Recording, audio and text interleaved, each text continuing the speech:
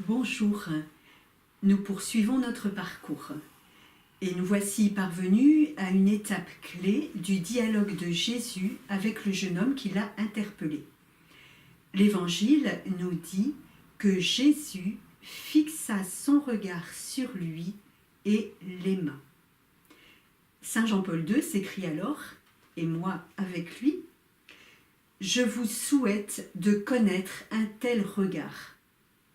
Je vous souhaite de faire l'expérience qu'en vérité, lui, le Christ, vous regarde avec amour. » Il regarde tout homme avec amour, l'Évangile le confirme sans cesse.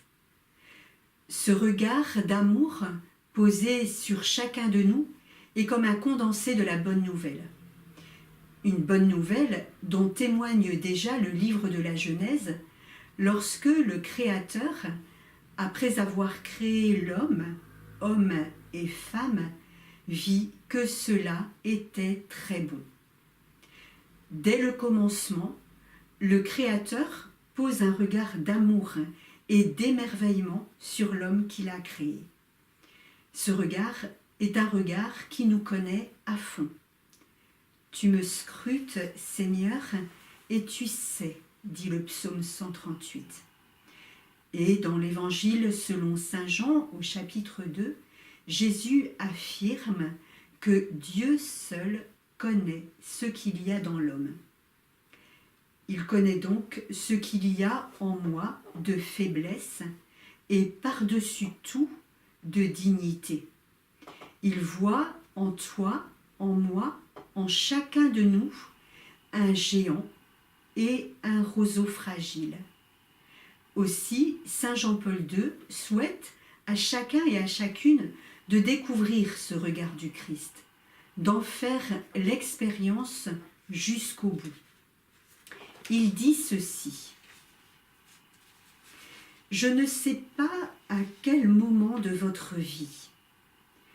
Je pense que cela se produira au moment le plus nécessaire.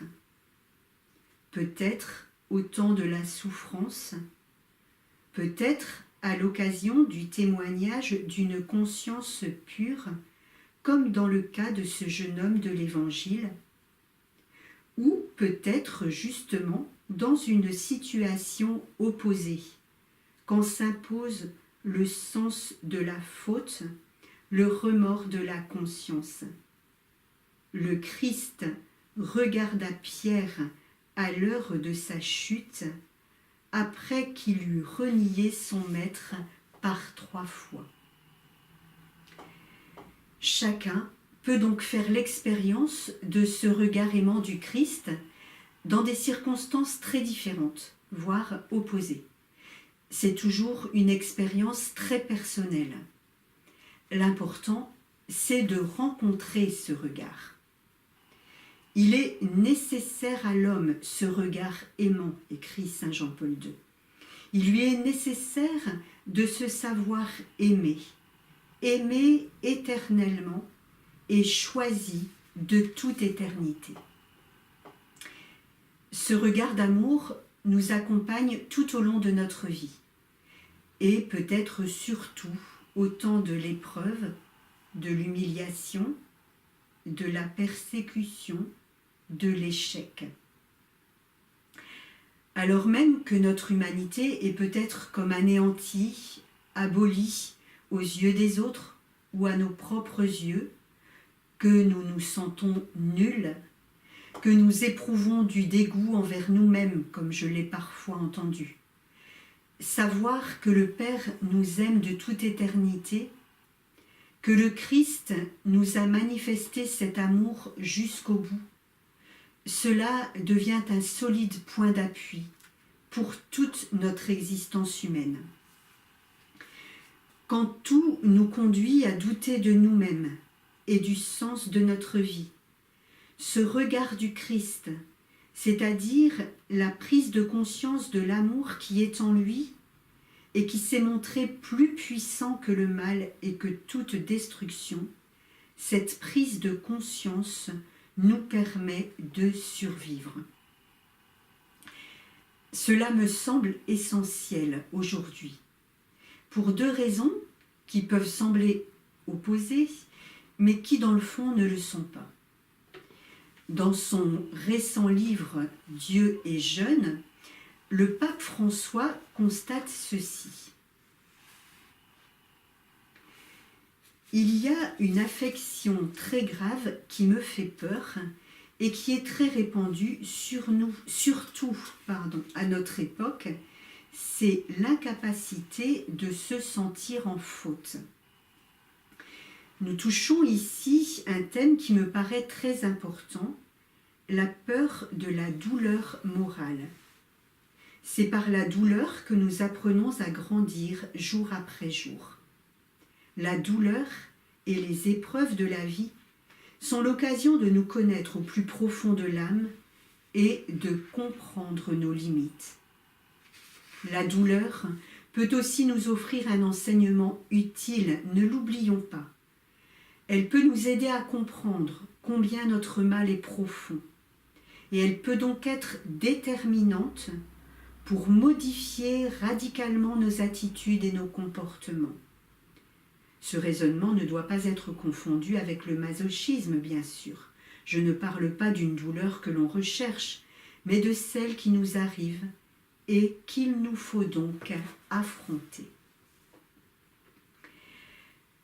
La douleur morale dont parle le pape François ne relève ni du masochisme, il le précise bien, ni d'un sentiment de culpabilité qui est psychique et souvent dévastateur. Il parle d'une douleur de l'âme, éprouvée devant la laideur du mal commis, qui me fait le détester et me détermine à ne plus y retomber à l'avenir. Cette douleur est déjà un don du Saint-Esprit. C'est pourquoi nous ne devons pas en avoir peur. Nous avons déjà accueilli l'encouragement à ne pas anesthésier nos questions. Nous pouvons entendre ici l'encouragement à ne pas anesthésier nos douleurs morales. Cela m'amène à la deuxième raison pour laquelle l'insistance de Jean-Paul II sur le regard du Christ, à l'heure où tout va mal, me semble essentielle pour aujourd'hui. Alors que de nombreux jeunes vivent ou ont vécu prématurément des expériences qui les ont profondément abîmés, des expériences qui les ont conduits à une perte de confiance, à la mésestime d'eux-mêmes, parfois au dégoût. C'est fréquent dans le domaine de la sexualité, par exemple. Certains en arrivent à se dire que l'avenir est fermé, que plus rien n'est possible, qu'ils ne pourront plus se donner, qu'ils ne sont pas dignes d'être aimés, ni d'aimer en vérité, que le Christ ne peut pas les choisir. Eh bien, la devise du pape François témoigne du contraire. Le regard du Christ est un regard qui fait miséricorde et qui choisit. C'est l'expérience de Matthieu le publicain et de tant d'autres dans l'histoire de l'Église. Saint Jean-Paul II l'a souligné dans sa méditation du chemin de la croix, le vendredi saint de l'an 2000, en disant « Tout au long de ces 2 millénaires, beaucoup en ont fait l'expérience, tomber ne signifie pas la fin du chemin. Si je suis tombée au cours de ces années de ma jeunesse, est-ce que tout est fini pour moi? Combien de jeunes aujourd'hui ont le cœur déchiré à l'heure où ils rencontrent le Christ? Ils savent bien qu'ils ne peuvent pas répondre comme le jeune homme de l'Évangile. Tout cela, je l'ai observé depuis ma jeunesse. Ils disent « Je suis tombé, je me suis abîmé, ma vie est déjà toute cabossée. Je ne peux plus l'offrir, je ne peux plus la donner. La pureté que j'ai perdue est perdue à jamais. » Eh bien, si ces paroles sont les tiennes, écoute bien cette autre parole. N'aie pas peur. Laisse-toi regarder par le Christ. Laisse-toi regarder, car il t'aime. tomber ne signifie pas le terme du chemin. Sur le chemin de la croix, à plusieurs reprises, le Christ tombe et se relève. C'est ainsi que, sans un mot, il s'adresse à tous ceux qui tombent. Il les exhorte à se relever, une fois, 2 fois, 3 fois, soutenu par sa miséricorde, par sa grâce qui guérit et fortifie, pour que chacun parvienne à l'offrande, à la joie du don total, sans réserve ni retour. Le regard du Christ se pose sur toi, jeune au cœur pur, mais aussi sur toi, jeune au cœur blessé. L'apôtre Saint Jean, le disciple au cœur pur, et Marie-Madeleine, la pécheresse repentie, étaient tous deux présents au pied de la croix. Fort de cela, saint Augustin, touché par la grâce du Christ après une vie dissolue, pouvait dire à son ami Ambroise : « Rappelle-toi, Ambroise, que Jésus n'a pas moins souffert en croix pour te garder vierge que pour me rendre ma virginité. » Toi qui m'écoutes, je te souhaite, dans les jours qui viennent, de te laisser toucher par le regard plein d'amour du Christ, et pourquoi pas de le rencontrer dans le sacrement de réconciliation. Il t'y attend avec toute sa puissance de ressusciter pour te guérir, te relever, restaurer en toi la capacité de te donner vraiment.